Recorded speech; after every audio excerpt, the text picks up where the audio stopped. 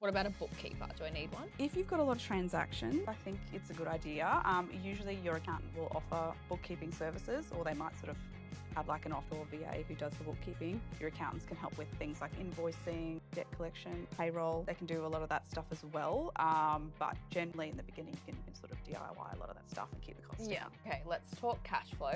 My books say I've made a lot of money, but my bank account says otherwise.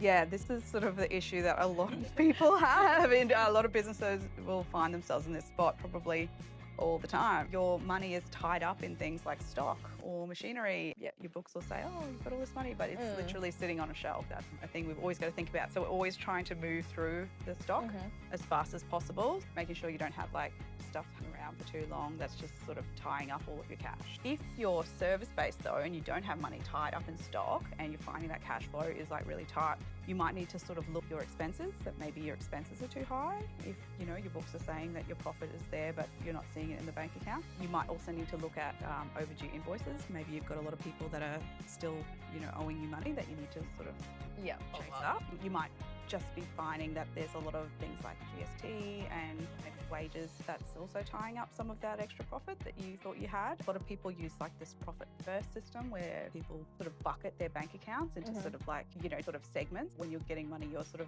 filtering it into these different accounts and keeping things separate so that when your tax is due or you've got a big PO to pay for, you've got that money sort of set aside. It doesn't feel like all that money is yours when you've got to pay the tax man. That's a good idea. So definitely look into like profit first. You can kind of do what we do and just sort of have a bit of a buffer, sort of a pool of money, knowing that, POs are going to be coming up, BAS is going to be due, PAYG will be due, things like that. And so we kind of have that extra buffer that we know we can account dip for. in and out of. Whatever you do, just keep a really close watch on your expenses and where your money is being filtered out and ensure that cash flow doesn't become a real issue. But yeah, do check out our Side Hustle Planner. We do have a lot of really good tips on how to manage your cash and tricks for getting money in the door. So yeah, definitely check it out.